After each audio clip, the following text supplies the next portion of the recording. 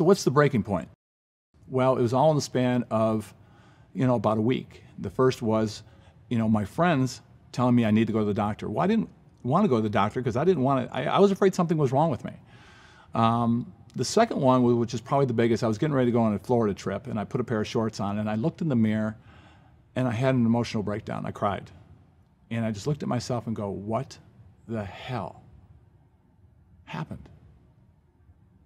You don't wake up 100 pounds overweight. What you do is you gain 3, 4, 5, 6 pounds a year, and you ignore it. And how do you ignore it? You just go to the store and buy a bigger pair of pants. You just buy a bigger jacket. You just buy a bigger shirt.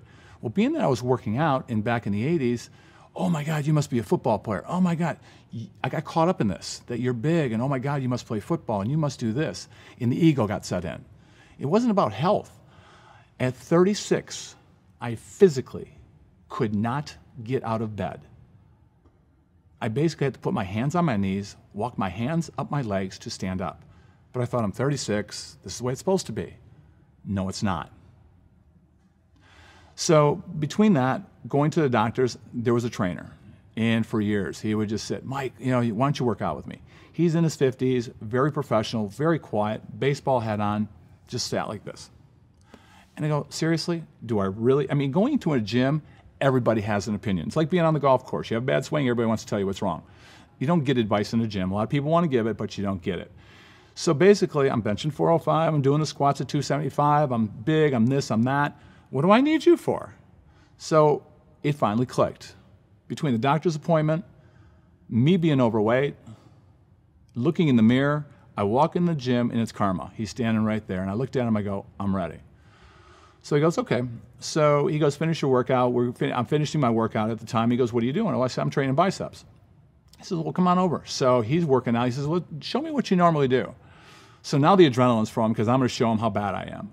So I take the Olympic bar and I put 2 45-pound plates on there. That's 135 pounds. And I got the weight belt on, my arms are taped, everything's ready to go, and I'm just, like most of us, just arching and pulling and everything else. He let me go.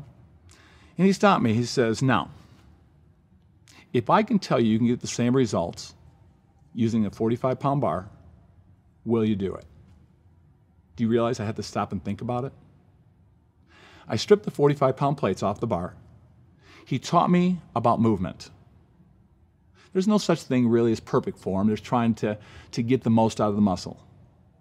I was in excruciating pain with a 45-pound bar, more so than I had when I had the 135-pound bar. But the problem is now at 320 pounds with a 45-pound bar in your hand and doing bicep curls in a big gym, everybody's watching. So now the ego's going to go. Well, you know what? The ego didn't get me anywhere but almost death. It was time to change. So I said, I'm ready. He says, okay, here's what's going to happen. You're going to train with me. He says, you're not going to be late. You'll never question anything I do. And we're going to work this together. 16 months later. So when people come into me and they say, well, Mike, how long is this going to take? Year and a half. Why? Because I did it. I've been in the shoes.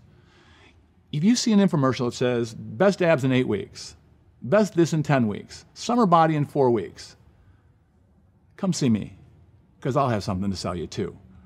Because they're selling you nothing but false hopes. What you need to do is you need to find somebody, me, to guide you, to follow you, to teach you. Because unless those people have been in those shoes and have walked that walk and have gotten there, what are they judging you on? It's like people say, well, what's your success come from, Mike? I said, because I own 2 training facilities. I have over 500 clients from 14 to 75. They come because I give them passion. I give them a sense of direction. I give them accountability.